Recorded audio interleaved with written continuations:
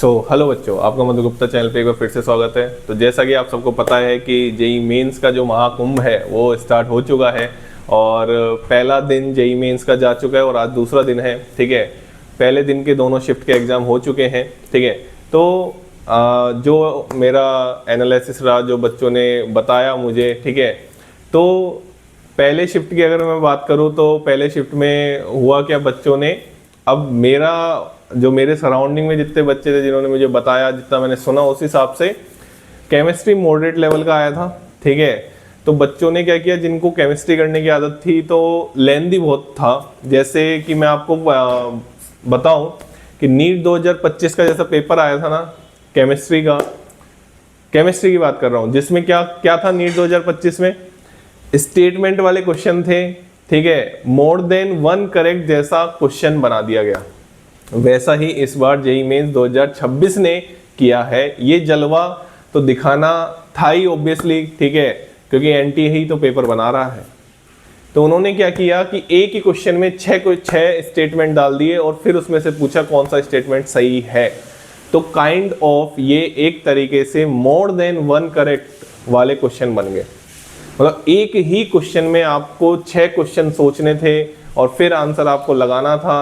तो इस तरीके से केमिस्ट्री लेंदी बोल सकते हो, हार्ड तो मैं नहीं बोलूंगा, हार्ड तो नहीं थी, ठीक है ना, हार्ड नहीं थी, लेकिन ऑप्शन काटने जिसको आते होंगे बच्चे को वो तो फोड़ के आया होगा पेपर। ठीक है, उसके लिए ये उसको तरीके आते हैं कि कैसे ऑप्शन काटे जाते हैं। ठीक है ना, ये केवल डराने के लिए 6 ऑप्शन देते हैं और हमको पता लगता है कि उसमें से तुरंत हमारा आंसर आ जाता है। ठीक है ना, तो ये तो एनालिसिस था मॉर्निंग का। इवनिंग की मैं बात करूं, इवनिंग में ऐसा कुछ था नहीं कि बहुत ज़्यादा स्टेटमेंट वाले क्वेश्चन आए थे। मॉर्निंग में था ऐसा, ठीक है, इवनिंग में ऐसा कुछ नहीं था। इवनिंग नॉर्मल केमिस्ट्री पूछी गई थी, इसमें कोई ऐसा जैसे हर साल पूछी जा रही है यार, ठीक है ना, वैसा ही पूछा गया था। हाँ, पैटर्न की मैं आपको बात बताऊं, ये पहली बार पैटर्न था, ठीक है, कि हाँ मैं अगर देख रहा हूं 2025 तक तो ये पहली बार पैटर्न था उन्होंने क्या किया है, स्टेटमेंट वाले क्वेश्चन 5-5, 6-6 स्टेटमेंट एक ही क्वेश्चन में दे दिए। और ये जनरली उन्होंने किया इनऑर्गेनिक केमिस्ट्री में, ऑब्वियसली, ठीक है, इनऑर्गेनिक केमिस्ट्री में किया। और कंपैरेटिवली आप देखें कि इनऑर्गेनिक केमिस्ट्री भी अच्छी खासी आई है, वैसे तो हर साल आती है, ठीक है, और लेकिन फंसाया थोड़ा सा उसमें गया है। ठीक है, तो हमने जैसे पहले भी बात करी थी स्ट्रेटेजी कैसे पेपर देना चाहिए, उसके बारे में भी हमने एक वीडियो बना रखी है। तो जैसा कि आपको समझाया भी गया था, देखो कि 75 क्वेश्चन, मैं तो फिर से ये बोलूँगा जो भी अब बच्चे पेपर देने जाने वाले हैं प्लीज़ 75 क्वेश्चन देखें, क्योंकि इस बार देखा गया कि मैंने मैथ के सर से भी बात करी तो उन्होंने बताया कि मैथ करने लायक थी, मतलब मैथ बच्चे से हो रही थी इस बार। ठीक है, ऐसे ऐसे सिंपल क्वेश्चन पूछे गए, स्टेट लेवल के क्वेश्चन आप बोल सकते हो, एक आध क्वेश्चन तो उन्होंने मेरे को ऐसा बताया, ठीक है, लेकिन बच्चों ने केमिस्ट्री में ही बहुत टाइम दे दिया तो वो मैथ तक पहुंच ही नहीं पाए। कई बच्चे, बहुत सारे बच्चे ऐसे थे, इसलिए उनको केमिस्ट्री हार्ड लगा, नहीं तो केमिस्ट्री हार्ड नहीं था बच्चा, केमिस्ट्री हार्ड नहीं था, केमिस्ट्री लेंथी आप बोल सकते हो कि बहुत सारे स्टेटमेंट उस एक ही क्वेश्चन में पूछ लिए गए थे, इसलिए पेपर केमिस्ट्री बच्चों को थोड़ा सा हार्ड लग रहा।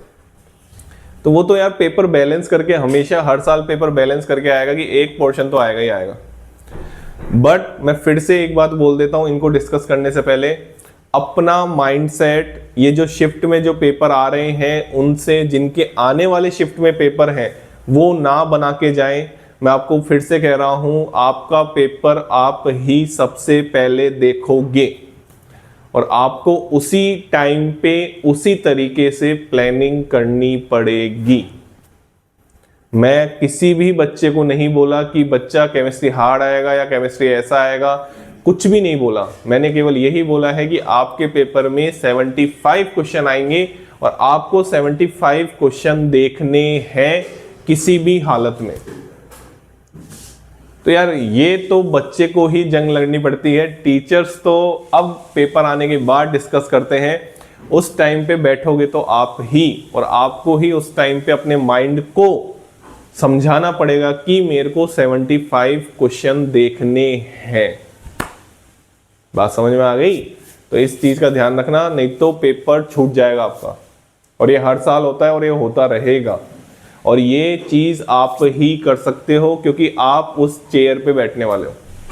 समझ में आ गई? चलिए अब पेपर की बात कर लेते हैं। जैसे मॉर्निंग शिफ्ट की अगर मैं बात करूं पहले, तो सबसे पहले अगर मैं बात करूं सॉल्ट एनालिसिस की, तो सॉल्ट एनालिसिस की जो बहुत फेमस रिएक्शन थी, देखो मेरे को ऐसा लगा पेपर देख के, दोनों ही शिफ्ट का बता देता हूं कि ऐसा अतरंगी क्वेश्चन नहीं आया।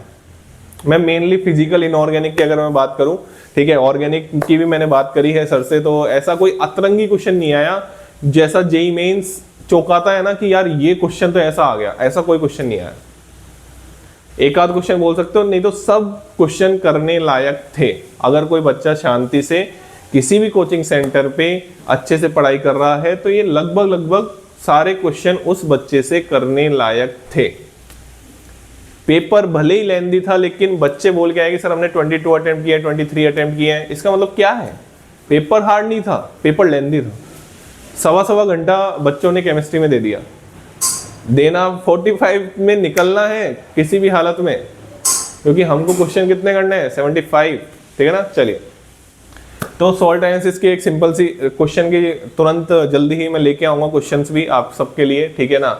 बट मैं वैसे 5-6 जगहों से देखूंगा पहले कि हाँ भाई ये क्वेश्चन इस तरीके का पूछा गया था, तो मैं आपके सामने इस चैनल पे आपको देखने को मिलेगा।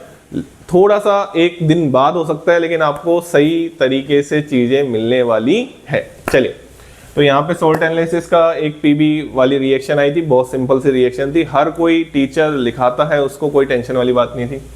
केमिकल बॉन्डिंग कोऑर्डिनेशन स्टेटमेंट वाले मिक्स क्वेश्चन आए थे, ठीक है। हाइब्रिडाइजेशन पूछा था, ज्योमेट्री पूछी थी, वो सिंपल से, ऐसा मैं बोल रहा हूँ ना, ऐसा कोई अतरंगी क्वेश्चन नहीं आया जो आपने देखा नहीं हो। सब आपको पढ़ाया जाता है और बहुत तरीके से पढ़ाया जाता है। बात समझ में आ गई? चलिए, डी ब्लॉक की बात करूं, KMNO4 जो हम एनसीईआरटी की थी, एनसीईआरटी की रिएक्शन थी, एनसीईआरटी की रिएक्शन थी, ठीक है। K2Cr2O7 की बात करूं, बहुत फेमस रिएक्शन थी, हर कोई बच्चे को आनी चाहिए थी वो, ठीक है ना। चलिए, पीरियोडिक टेबल से 2 क्वेश्चन पूछे गए थे। मॉल कॉन्सेप्ट, भैया मॉल कॉन्सेप्ट से आप देख सकते हो यूडियोमेट्री से क्वेश्चन नहीं आ रहा था काफी टाइम से, ठीक है। तो ये मेंस ने डाल दिया इस बार यूडियोमेट्री का क्वेश्चन, सिंपल था, इतना कोई हार्ड एंड फास्ट क्वेश्चन नहीं था, ठीक है। अब लेकिन सिंपल उसी को लगेगा ना जिसने पढ़ा भी हो, ठीक है। मॉल कॉन्सेप्ट का एक क्वेश्चन था। इसके बाद थर्मोडायनेमिक्स के 3 क्वेश्चन थे, ठीक है। 2 ऑब्जेक्टिव, एक न्यूमेरिकल, जितना मेरे को अभी पता लगा है, ठीक है। इतने हार्ड एंड फास्ट क्वेश्चन नहीं थे।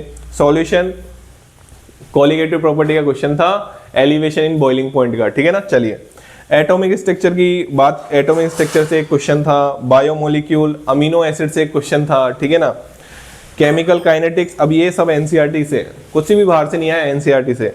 केमिकल काइनेटिक्स से एक क्वेश्चन था, इलेक्ट्रोकेमिस्ट्री से एक क्वेश्चन था, ऑर्गेनिक केमिस्ट्री में भी जो प्रैक्टिकल ऑर्गेनिक केमिस्ट्री है ना, उसका लगभग हर साल क्वेश्चन आता है, तो वो उन्होंने इस शिफ्ट में भी दिया। और बाकी जो मैंने 13 पॉइंट लिखा है ऑर्गेनिक केमिस्ट्री, मतलब इनके अलावा बाकी सब क्या पूछी गई थी? ऑर्गेनिक केमिस्ट्री पूछी गई।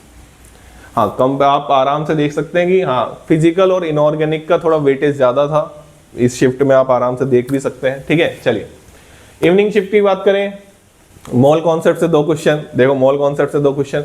अरे भाई 2025 के मैंने मॉल कॉन्सेप्ट के क्वेश्चन डाले, टोटल 25 क्वेश्चन है, टोटल 25, मतलब हर शिफ्ट में 2, एवरेज 2 मान के चलो, हर शिफ्ट में एवरेज 2 मान के चलो, तो आता है मॉल कॉन्सेप्ट के क्वेश्चन आते हैं 2, ठीक है ना। पीरियोडिक टेबल के 2 क्वेश्चन, पीरियोडिक टेबल के 25-26 क्वेश्चन है, उसके भी मैं वीडियो लाने वाला हूँ जेईई मेंस पीवाईक्यू की, ठीक है ना। अभी हमने इनऑर्गेनिक केमिस्ट्री में एंट्री कर दी है। कोऑर्डिनेशन कंपाउंड का 1 क्वेश्चन, सॉल्यूशन। अब मैं एक कमाल की बात बताऊं कमाल की बात बता दूं, सॉल्यूशन में मॉर्निंग शिफ्ट में भी एलिवेशन इन बॉइलिंग पॉइंट का क्वेश्चन पूछा था, इवनिंग शिफ्ट में भी एलिवेशन इन बॉइलिंग पॉइंट का क्वेश्चन पूछा था। देखो ऐसा क्यों होता है, ठीक है, ऐसा केवल एक क्वेश्चन में नहीं हुआ कि जो मॉर्निंग शिफ्ट में जैसा क्वेश्चन, जिस कॉन्सेप्ट से क्वेश्चन पूछा था वो इवनिंग में ही पूछा। बताओ ऐसा क्यों होता है? एक सिंपल सी चीज है, बच्चा 9 से 12 पेपर देगा, हाँ या ना? अरे भाई तुम 9 से 12 पेपर दोगे ना, बच्चा बाहर आएगा, बच्चे से क्वेश्चन पूछे जाएंगे, कैसे आया क्या आया, जो भी कोचिंग्स, जितनी भी बड़ी बड़ी कोचिंग्स है वो सब लग जाएंगे कि हाँ भाई क्वेश्चन ही आया, उसका सॉल्यूशन। आप ये देखिए सेकंड शिफ्ट आपकी 3 बजे है, एंट्री आप 2 बजे से कर रहे हो, आपको कहां टाइम मिलेगा मॉर्निंग का पेपर देखने का? और आपने देख भी लिया तो क्या हो जाएगा उससे? मैं तो ये बोलता हूं, इसलिए ये ऐसा करते हैं कि भैया जो मॉर्निंग शिफ्ट में है वो इवनिंग शिफ्ट में आ रहा है, क्योंकि इवनिंग शिफ्ट में जो बच्चा जा रहा है ना उसको तो इतना समय मिलता ही नहीं है कि वो मॉर्निंग शिफ्ट का पेपर देख के जाए। कहां मिलता है इतना समय? नहीं मिलता। और मेरे हिसाब से आपको एक दिन पहले की शिफ्ट के पेपर देखने चाहिए। उस दिन की शिफ्ट अपने दिमाग को ठंडा रखना बहुत ज़्यादा ज़रूरी है उस टाइम पे। ऐसे नहीं कि मॉर्निंग का पेपर यूट्यूब खोल के बैठे हैं। बेटा शांति से पेपर दे के आओ। वो 2 क्वेश्चन आप देख के सही करके आओगे, वो तो आप वैसे भी करके ही आ जाओगे। बात समझ में आ रही है? चलिए, तो इसके बाद तो ऐसा ऑर्गेनिक केमिस्ट्री में भी हुआ है। जैसे यहाँ पे जो ज्योमेट्रिकल आइसोमर, ये अपने स्ट्रक्चरल आइसोमर से क्वेश्चन काफ़ी पूछे गए हैं। ज्योमेट्रिकल से क्वेश्चन पूछा गया था, स्ट्रक्चरल आइसोमर से क्वेश्चन पूछा गया था। जो क्वेश्चन यहाँ पे स्टेटमेंट में पूछा था वो ऑब्जेक्टिव में पूछ लिया वहाँ पे। तो ऐसा होता है यार, ऐसा होता है, ठीक है ना। चलिए, केमिकल बॉन्डिंग से 2 क्वेश्चन। इलेक्ट्रोकेमिस्ट्री से मैं आपको बात बताऊं, अपना वो क्या बोलते हैं, मेटल स्प्रेंगली सॉल्युबल सॉल्ट इलेक्ट्रोड, उससे क्वेश्चन आया था, ठीक है, और सिंपल क्वेश्चन था। चलिए, डी ब्लॉक से देखो K2Cr2O7 की रिएक्शन पूछ ली उसने वापस, ठीक है। अच्छा, एक कमाल की बात बताऊं, जो K2Cr2O7 की रिएक्शन इधर पूछी थी ना, वही रिएक्शन यहाँ पे ऑब्जेक्टिव में पूछ ली उन्होंने। मैं बोल रहा हूं ना आपको, ऐसा होता है यार। ऐसा एक क्वेश्चन में नहीं, 3 से 4, 4 से 5 क्वेश्चन, 3 से 4 क्वेश्चन में तो आप ये मानो इसका इधर छपा है। मैंने बोला ना K2Cr2O7 की जो रिएक्शन यहाँ पे पूछी गई थी वही रिएक्शन यहाँ पे पूछी गई थी। जब मैं क्वेश्चन डिस्कस करूंगा ना आपसे, तो मैं पहले मॉर्निंग शिफ्ट लिखूंगा, फिर इवनिंग शिफ्ट लिखूंगा, और आपको दिखाऊंगा कि भैया देखो यहाँ पे जो रिएक्शन पूछी गई थी उसको दूसरी तरीके से यहाँ पे पूछा गया था, ठीक है। चलिए, केमिकल काइनेटिक्स से क्वेश्चन आया था। कहाँ से आया था ये क्वेश्चन? वहां से आया था, अपने जो फर्स्ट ऑर्डर रिएक्शन का एप्लीकेशन पढ़ते हैं ना, प्रेशर वाला, उससे क्वेश्चन आया था।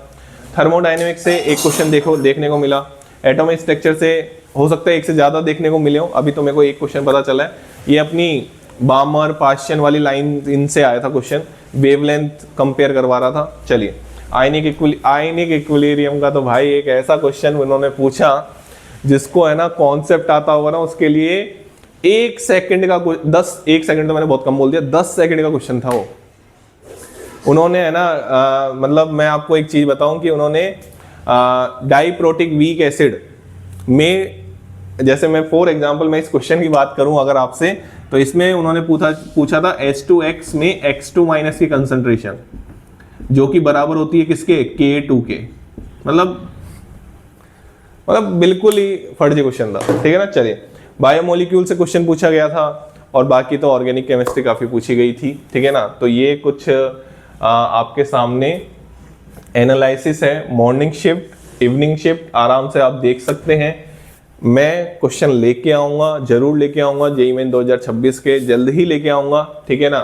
और सेम टाइप का जो क्वेश्चन होगा, सेम चैप्टर का जो क्वेश्चन होगा, उनको मैं मॉर्निंग और इवनिंग शिफ्ट एक ही वीडियो में बताऊंगा आपको, ठीक है। चलिए, wish you all the best बच्चों, जो भी आगे आने वाले शिफ्ट में पेपर देने वाले हैं। प्लीज इन चीजों से इफेक्ट मत होना, नहीं तो आपकी 2 साल की जो आपने करी है इनसे कुछ नहीं होना कि आप ये मान के चलिए कि आपने इवनिंग शिफ्ट का पेपर दे रहे हो, मॉर्निंग का नहीं देखा, कोई नुकसान नहीं हुआ आपका, कोई भी नुकसान नहीं हुआ। लेकिन अगर आप पैनिक होके गए ना तो आपका नुकसान हो जाएगा। बात समझ में आ गई? चलिए, wish you all the best, ठीक है। फोड़ के आना paper. Thank you so much. चलिए।